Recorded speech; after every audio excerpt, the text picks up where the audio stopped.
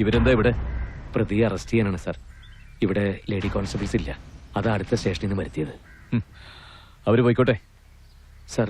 അവര് പോയാ ആവശ്യമുണ്ടെങ്കിൽ വരുത്താലോ. സോറി, നിങ്ങൾ പോയിക്കോളൂ. സാർ, തള്ളിയിട്ടത് നിങ്ങളുടെ സഹോദരി തന്നെ, തർക്കമില്ല. പക്ഷെ ഭദ്ര മരിച്ചത് എങ്ങനെയെന്ന് കൂടി അറിയാനുണ്ട്.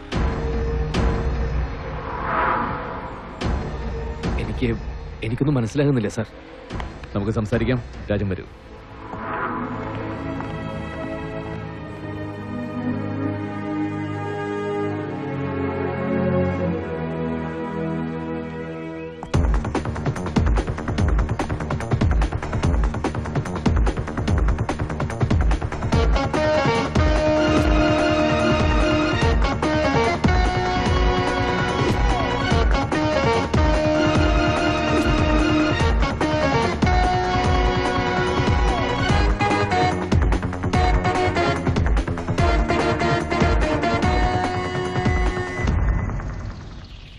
ഭദ്ര മരിക്കുന്ന നേരത്ത് ഉപയോഗിച്ചിരുന്ന വസ്ത്രമാണിത്. മനസ്സിലായി സാർ. തള്ളി താഴേക്കിട്ടിട്ടും ആ പെൺകുട്ടി ജീവിച്ചതെങ്ങനെ? ദാ ഈ കാണുന്ന മാർക്കുകളാണ് അങ്ങനൊരു സംശയം തോന്നാൻ കാരണം.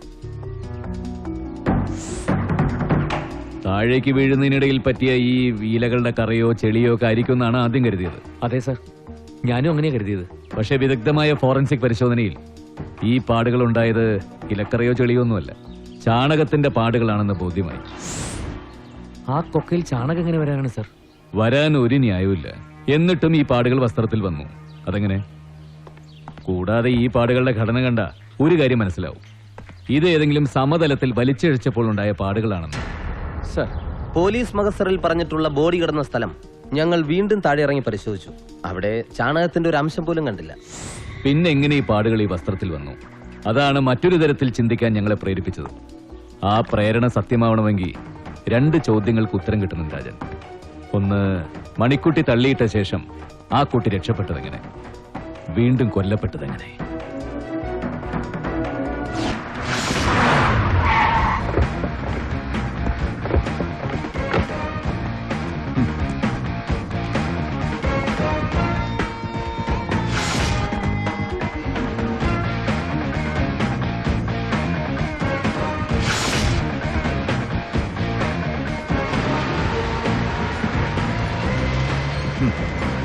ഫോണിൽ ഇൻസ്ട്രക്ഷൻ തരാം. ശരി സാർ.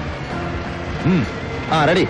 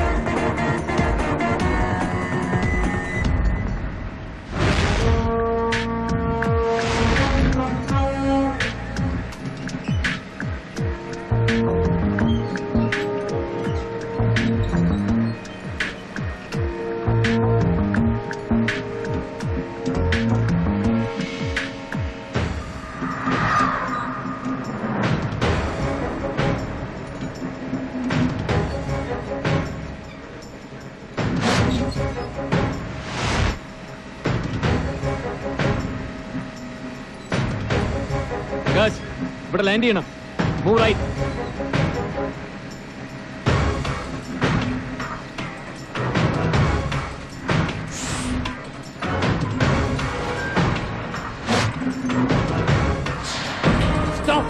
നിർത്ത്.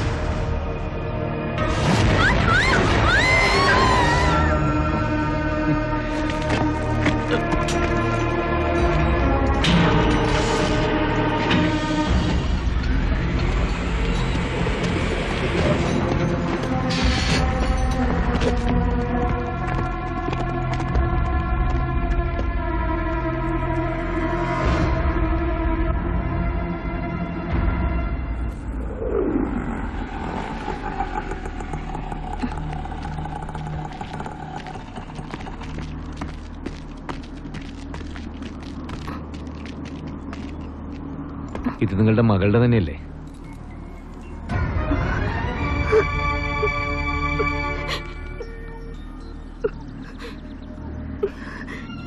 അതെ സർ. ഉറപ്പല്ലേ? അതെ സാർ.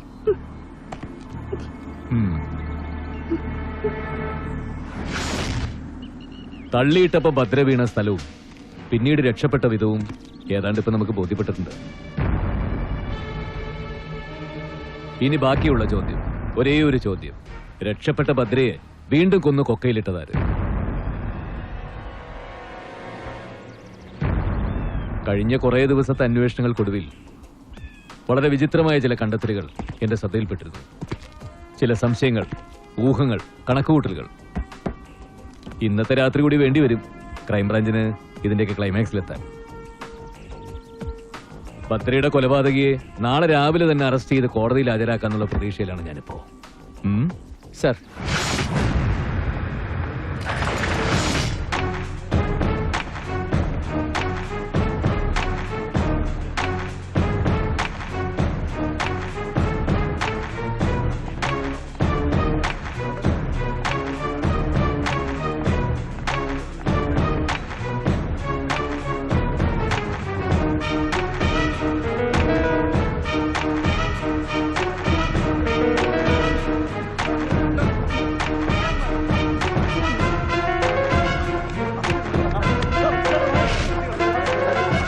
പ്ലീസ് പ്ലീസ് പ്ലീസ്, എന്റെ സുപ്പീരിയർ ഓഫീസേഴ്സിന്റെ മുമ്പിൽ എനിക്കൊരു ഐഡന്റിഫിക്കേഷൻ പരേഡ് ഉണ്ട്.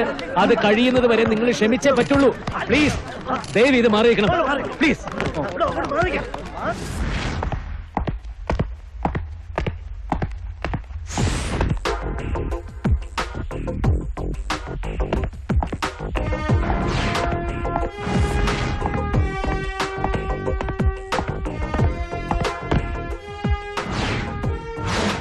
മിസ്റ്റർ മണി, പ്രതികളുടെ ഐഡന്റിഫിക്കേഷൻ പരേഡൊക്കെ തീർന്നു? കഴിഞ്ഞു സർ. ഈ കേസിന്റെ ഒരു ബ്രീഫ് ഞാൻ തന്ന റിപ്പോർട്ടിലുണ്ടായിരുന്നു sir. Yes, we have gone through it. Sir, mister Mani, ഈ കേസിൽ പലരും സംശയിക്കപ്പെട്ടു. ഒരാളെ അറസ്റ്റ് ചെയ്യുകയും ചെയ്തു. Yes sir. അവസാനം ഇപ്പോൾ അറസ്റ്റ് ചെയ്യപ്പെട്ട പ്രതികളിൽ എത്തിച്ചേരാനുള്ള സാഹചര്യം ഒന്ന് വിശദീകരിക്കാമോ? Sure sir. അതിലേക്ക് വരുന്നതിന് മുമ്പ് ക്രൈംബ്രാഞ്ച് ഈ കേസിലേക്ക് വരാനുണ്ടായ സാഹചര്യം ഒന്ന് പറയേണ്ടതുണ്ട്. യെസ് സർ, ഈ ലെറ്ററാണ് സർ ക്രൈംബ്രാഞ്ച് ഈ കേസിൽ ഇടപെടാൻ കാരണം.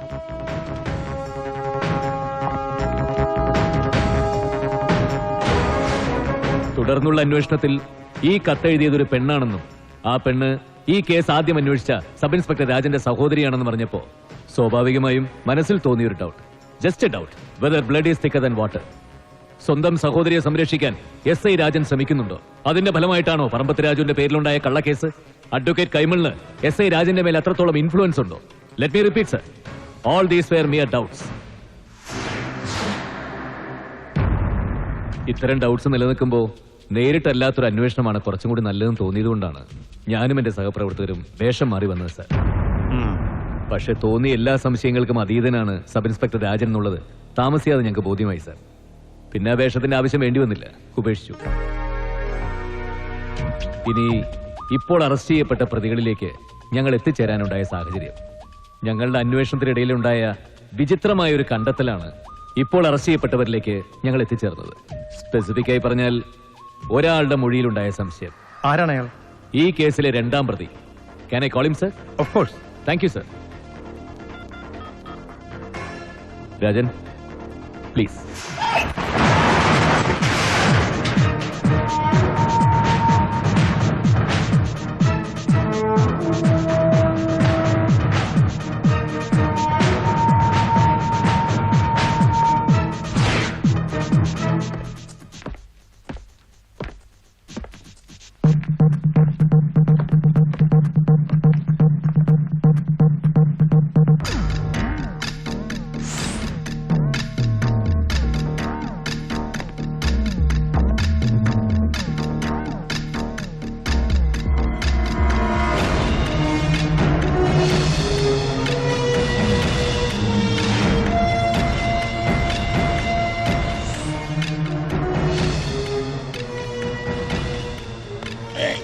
ഇയാളുടെ പേര് പുഷ്പാങ്കദൻ.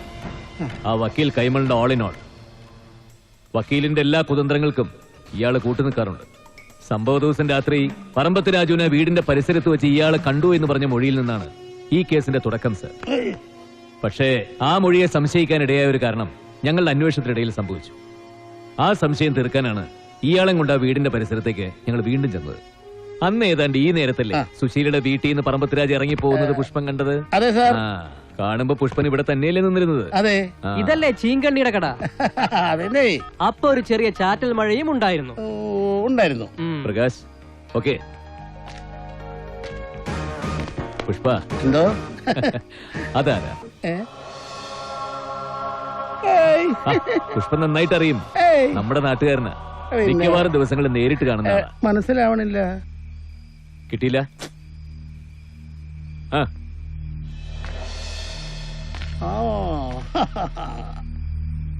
ഇപ്പൊ മനസ്സിലായില്ലേ? ഇപ്പൊ മനസ്സിലായി. ആരാ? രമസൻ ഗുമണൻ. ഏ? അല്ല, ഗുമസൻ രമണൻ. ആ. കയ്യില് പെട്ടിരിക്കണ കണ്ടറിഞ്ഞൂടെ? വന്നേ. വരൂ ഗുമസ്ത.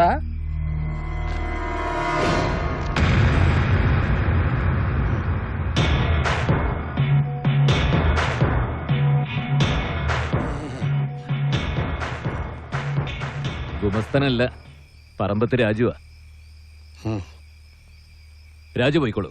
താങ്ക്സ്.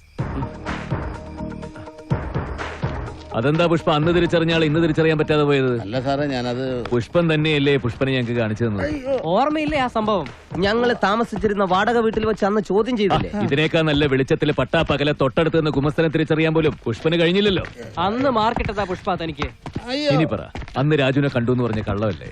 ഹ, ഒന്ന് പറ ചേട്ടാ, രാജുവിനെ കണ്ടാ? ഞാൻ കണ്ടില്ല. പിന്നെന്തിനാ അന്ന് അത്രയും വലിയ കള്ളം പറഞ്ഞത്? ആ വക്കീല് കൈമള് പറഞ്ഞിട്ടാ? പിന്നെ ആര് പറഞ്ഞിട്ടാ? ഏയ്, അയ്യോ, അയ്യോ, എന്റെ പൊന്നേ സാറേ, എന്നെ തല്ലല്ലേ. ഞാൻ പറയാ.